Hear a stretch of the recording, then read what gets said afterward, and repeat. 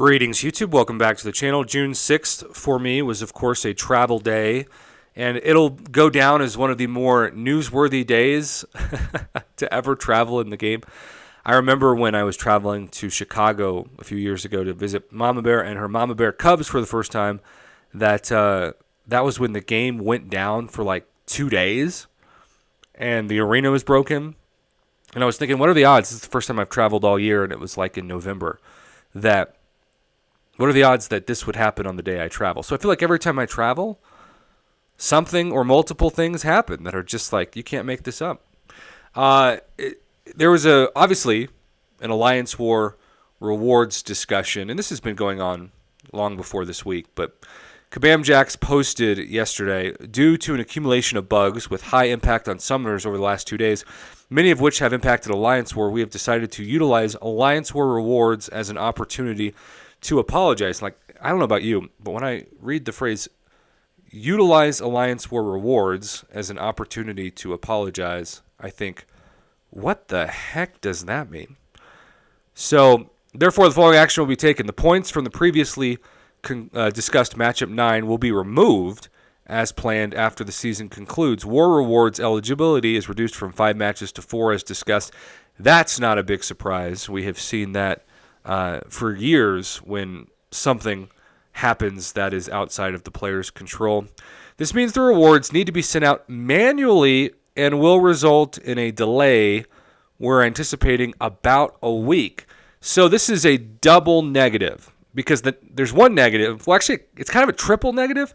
One of the negatives is that you're not able to work the game as intended, as Kabam likes to say. So your fights are more RNG dependent than ever, especially with bugs. But then, so you don't get the results that you maybe would normally expect, and you can't fight as well because of the bugs. That's negative number 1. Negative number 2 is then you wait longer to get the rewards that most people, I would say, that's the whole reason why you do Alliance War in the first place, is for the rewards.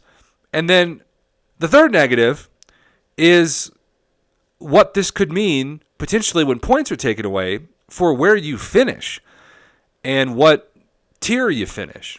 So there's a lot of takeaways in this message, despite the fact that the text is on the shorter side of things. The actions being taken are limited to this season and will not be used as a precedent for future matchup issues.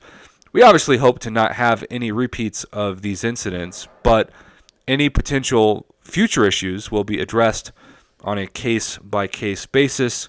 We are working to get this information distributed via in-game message, but wanted to get this information to you as quickly as possible. Edits for clarity. Rewards bump will not include the titles. Our number 1 alliance will receive an additional 7,500 6-star shards.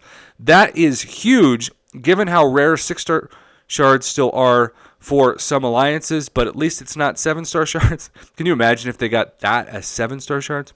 You will need to maintain in the alliance, or you will need to remain in the alliance until the rewards are distributed in order to receive them. And the problem with that, too, is I see people all the time that either get kicked from alliances or leave alliances, and a week is a long time when you're either going to be kicked or going to leave. So I'm probably going to get at least one message just remembering history at its finest from somebody who got screwed over because of this. And let's see what the community says in the comments. Taz, first comment. Will we be receiving any items back from the war that was canceled? I understand you love to use the forums, but I don't know why it's so hard to send out an in-game message for important things like that. Alliance War is canceled, so players do spend items or units. And of course, the conspiracy is, and this has gone back for many things, if you don't send out information and players spend more items and more units, that's kind of a pro-Kabam move because you're draining those players, hence why you should be upset. If you're spending items for things that don't even end up counting, Kabam Jax, we won't be able to refund 1-for-1 what players spent, but we will be sending out a package of consumables. Okay.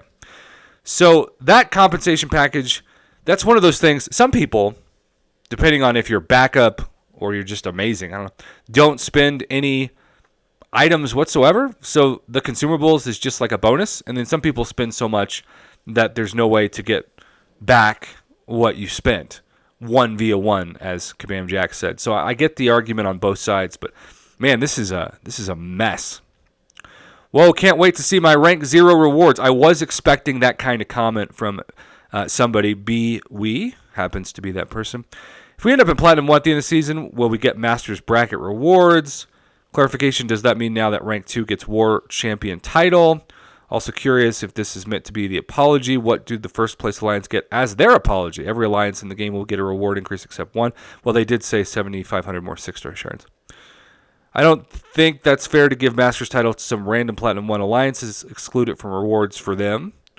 Kabam has been on fire today. Recommend removal of titles and boosted alliance placement. I guess double for winning season. Can't necessarily bump them up a tier. But if you finish number 1, you get double the rewards again. They've addressed some of that. So many different... so many flavors, yet you choose salty. That's a good line. I might have to remember that one. So, yeah, we could do another 10 minutes on the comments of that, but I think that would not be the best use of your time, or mine, for that matter. It's a messy situation. I think this is not the worst solution they've had. They've had far worse, but it's also tricky. Very, very tricky. So I look forward to seeing more comments on this. Again, I'm not sure how many I can respond as I usually do because I am trying to balance recording some things with the fact that I'm on vacation.